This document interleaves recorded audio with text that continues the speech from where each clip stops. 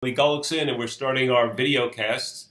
This is the first in a series. We're going to probably do these, at least twice a month. And what we want to cover is a bunch of things. So I just wanted, Emily, what's up? How you doing? I'm doing good. I'm feeling a little bit better. Yeah. Good, good. Yeah, we want to do these things because more and more people are asking about OptixEQ and how to use it. And we thought it'd be good to kind of review past races, big races. But also, if there's a topic you want covered, please let us know. You can go to the contact list and just click here. I'm showing the folks, Emily, and just go to the contact list, put your information in here, and just let us know what you want to talk about. We'll talk about it. Hopefully, what we'll be doing as we go through these big races, also reviewing OptixEQ products and how to use them. And so today, it was a big day of racing last Saturday, the Belmont Stakes, and we wanted to review some of the races. We had done some analysis on the pick six races in the sequence, and we wanted to kind of just review the plots and use a product called Plot Results. So I'm going to show you. I'm going to go into Optix Selector. I'm going to go back to the 9th, which was Belmont Day. I'm going to select Belmont. And the first race, Emily, we're going to look at is the Woody Stevens. That was the 7th race on Saturday. A really good race, interesting race, and I brought up the plot here so people could kind of look at the plot as we go along and kind of just talk about our analysis. Emily, what was your first thought when you were handicapping this race and looking at the plot? What jumped out at you? I mean, obviously, you start looking at the 11, 12, the big squares in quadrant one, and that also that there was some, even though they were a square, that there was contention in there. So I'm not, it was one of those races. It actually, when you look at the results, lines up perfectly along that diagonal. I didn't think the results in here were surprising. I mean, with the note on the 6 and using the 11, who stuck around fairly well. That was kind of our opinion going into this race. Yeah, if you look at the top and you see the run styles, you have the 2, 9 who need the lead, and real negative the fact that the 2 is all the way down in quadrant 1, and the 9 is up there, but he's a big circle. And I got to be honest with you, Promises Fulfilled really surprised me. I thought cutting back into a sprint from those route races, I wouldn't expect him out on the lead, that hot of a pace. But I thought if anyone, he really ran the bravest race in there. So Promises Fulfilled kind of moved up on my charts a little bit. I'm barely looking for him down to Belmont at 7 furlong. I mean, Saratoga, that couple of those 7 furlong races. He really ran big. But you can see that that's why you got the Flame, you got quadrant 1 that's kind of contentious, and you got these run styles, these E and EP horses. We thought that the 11 would be the best of that, and he wasn't, but he ran well too, and the closers kind of picked him up. I think, Emily, when we did our analysis and our pick 6, we were kind of focused on 3, 6, 11, and also the 7 we thought was a possibility. I think so. Yeah. So I think those were the horses. I mean, when you look at the results, we're right around it. We've got our horses that are right there. Yeah, I kind of lucked out getting the biggest prize of them all. Yeah, I think the thing was with that race was if it was going to get very contentious, I either thought the 11 would dominate the early running, right? Because if you look at surface and distance on this, the 11 looks even a lot better, right? And he's got kind of an advantage over the other speeds. Again, you're looking early, so the 9, 11, 12 would be the horses still, but you can see the separation in the second call. That's why the 11's way up on the y-axis. That didn't actually happen, so what happened was we had that contention, and then you got to kind of start looking for the closers, and that's kind of if you just look at the plot here, it's kind of like the 4, 6, and 7, because the 2, 10, the 1, all those horses kind of in the middle part of it just look vulnerable, right? Because they're just kind of big circles, and pretty formful. I mean, you could have kind of went in different ways. Emily, I pointed out, and I just want to click this here on still having fun, what she was talking about. But we had a kind of a big note on that horse. In his last race at Pimlico, he closed, and it was a better than look race. We thought he'd be best at one turn. He was against the bias that day. If you remember, the speed was really holding up at Pimlico during Preakness time. And it was just a solid finish. And you can look at the note, and that's kind of where we were on that horse. So yeah, those were our keys. It was a great race, and just for people who get confused with contention speed rating, I mean, what it is the contention is really, there's going to be a lot of stress in the race. A lot of these horses, though, for 7 furlongs, weren't well above the par. They were this race, so that's kind of the reason why the speed rating wasn't even that high. I guess a lot of it has to do with them controlling the speed. Some of the speeds controlling the speed on their own in their own races where they won easy, and then the 9 coming out of the route races. But for whatever, that's how the Woody Stevens went. Okay, so let's move on, Emily, to another race on that day. And again, just for people who are using this, I mean, OptixPLOT results is really good. When you click the results, you can actually see the horses get colored in, and then you can see the bar graph on the right to see actually how they run. So let's go to the next race we want to look at, Emily, was the Met Mile, I think. So let's kind of look at that one. Let me get it on. So on surface and distance, I have it right here. It looks like the 10 dominates the early running.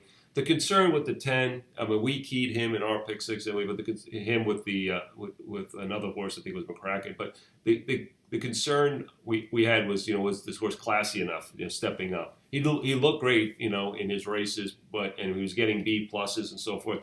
But that was the concern. But with a plot like this, he just held a lot of the cards, and so if you look at him, he's way up there in quadrant 1, kind of by himself. Well, also the circle is always a concern because he's a medium-sized circle. So there's a chance that there could be a no finish. Yeah. Even though he does have that advantage, that was a concern, and when you look at plot, should be something to think about. Yeah, absolutely. In standard, he was. The contention in the race was Snowflake, and the speed rating was low. The thing with Mind Your Biscuits, he's really a closing sprinter. That's why he's got that big box and so forth. He was a little bit further down. I thought he ran a hell of a race. I really did. I think he kind of won a winning race there myself.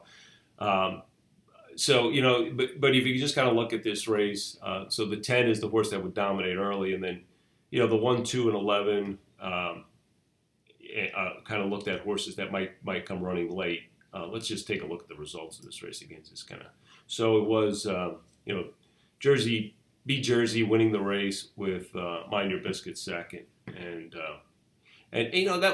just with the race shape the way it was, and Limousine Liberal is just such a gutty horse, right? I mean, he ran a good race. He got third, and he just does that. He seems to do that all the time. He just seems to stick around. He's a tough race. So if he gets a pace flow like that, I think he's a notch below grade 1, but he's just such a competitor. And then the 7 really kind of surprised us, kind of clunking up there for the 4th position. So I think that was the takeaway here is you had to look at the 10 B Jersey, and again, to Emily's point, do you feel like he does have the light race contention, the class, an issue. You want to take the chance, and so but he won, and that's that race. The next race we want to look at is confused. When I looked at this race, Emily, this is the Manhattan. When I initially looked at this, I was like really confused. I didn't know what to do. The plot fit is red.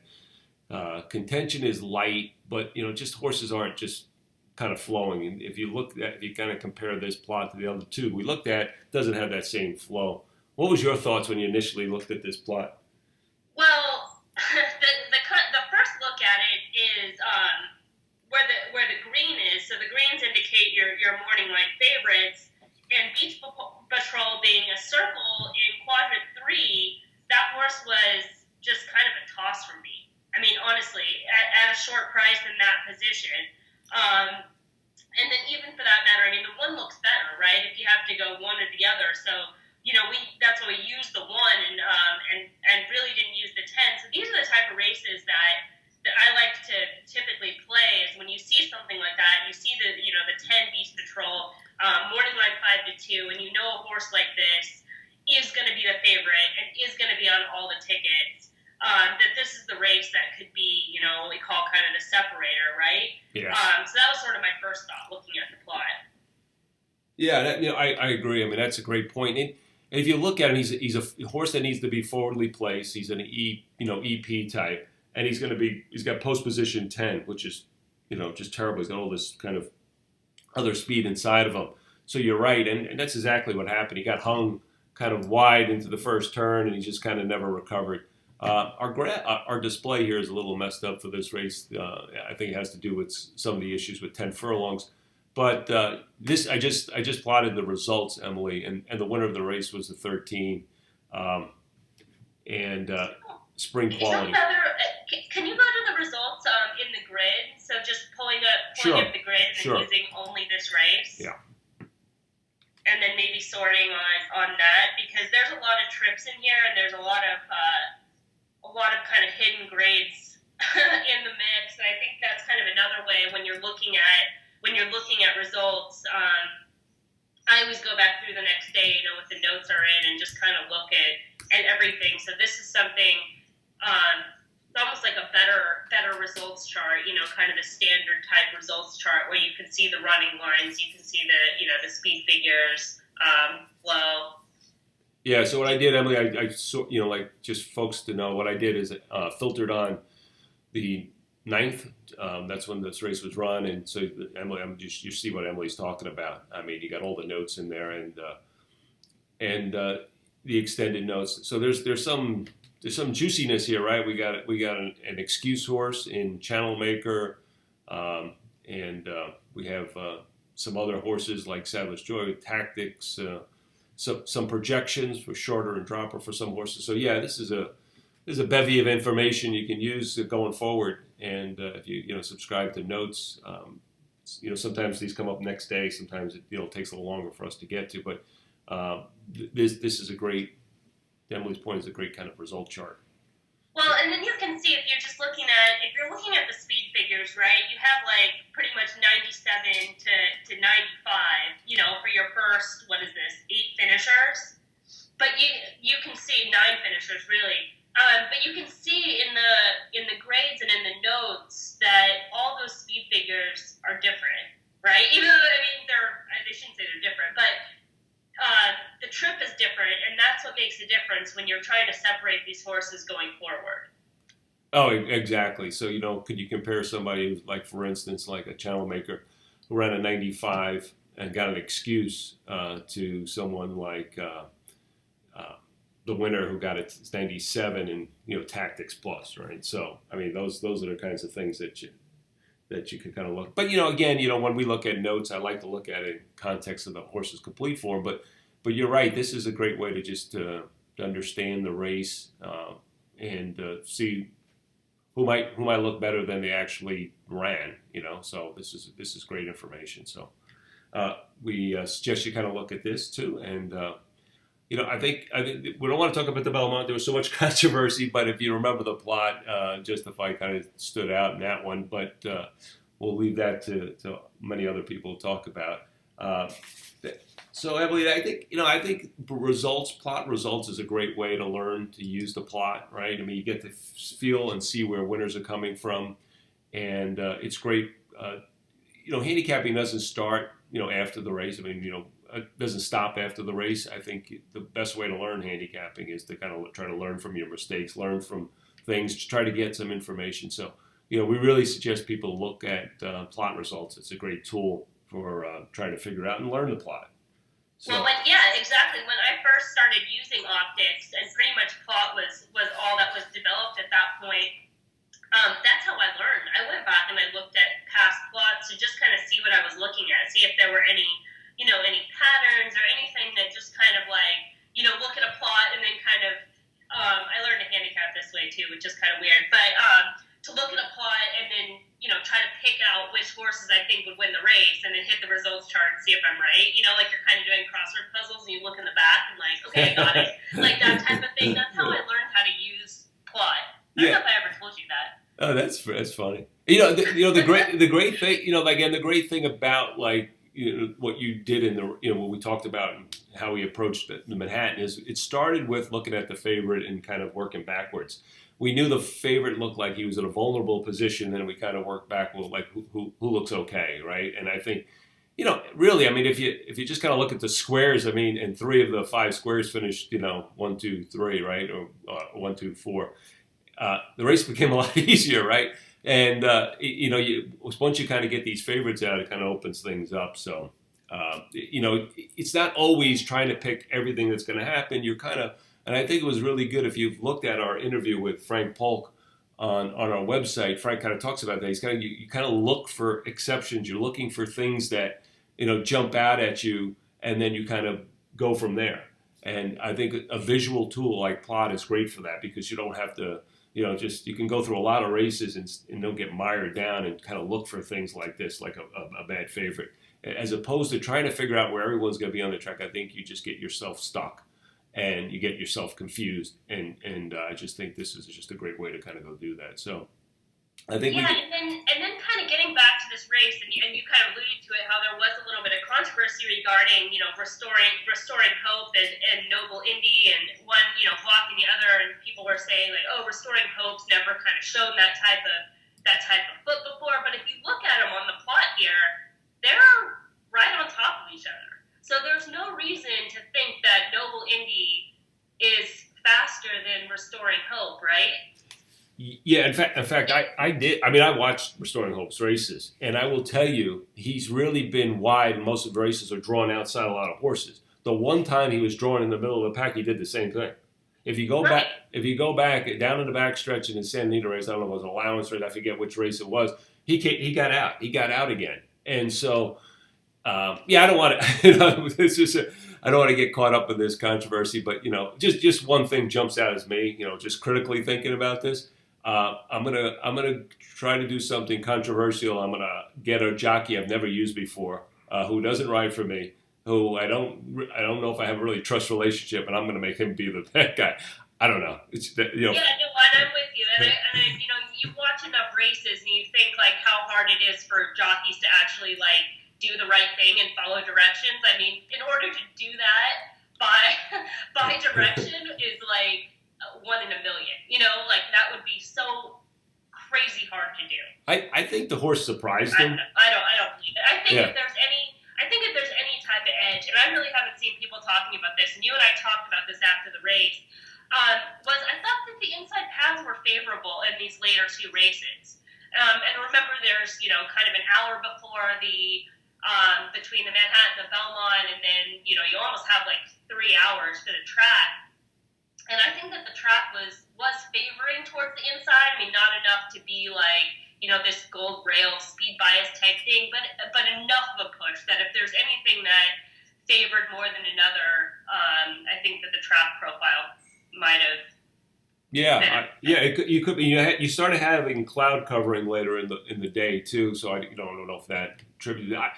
I tell you, I mean, really, what surprised me in this race was Gronkowski. I mean, I really was negative on the horse, and I said it in our video, but he really surprised me, and testament to Chad Brown and his ability. But it just seemed like he was really stuck on the rail too. So I don't know if what you're saying, could attribute to that, to Gronkowski's really good performance. It was really good, and the horse that we were kind of on, obviously Justified and Hofberg is where we were kind of on most tickets. And, Hofberg, I still think is got some upside. And, I wouldn't be surprised to see them point him for the Classic even. I think Churchill's going to fit his style. I think Mont does very well there. He's won that race before when it's been a Churchill with a surprise horse. I don't know. He just seems like that horse has got still more upside. I mean, he's still a little bit green. And we'll see. But it was an exciting Triple Crown. And folks, if you want, we sent the note out, but all our Triple Crown coverage, let me just show you. So if you want to kind of just go back and look at any of this, is on our website. And just go to the. Okay, I'll send it out again. I don't know where I put it here, but we've kind of consolidated all our information, videos, and everything. Our race analysis for all the Triple Crown races, the preps, and everything in one place. So I'll get you that information. But it's a good source for if you just want to kind of go back and review it and look at it. I love racing. I like the historical part of this stuff, and history was made on Saturday. So All right, folks. I think Emily. Anything else? Any closing things? Again, we're going to try to do this every 2 weeks or every twice a month, probably. And if there are topics, though, please send them. We would like to hear from you, and anything as far as the product or any race you want us to review, or you want to send us the way you handicapped the race. Let us know, and you can just contact us at customer@optixeq.com. So, Emily, any closing? No, just that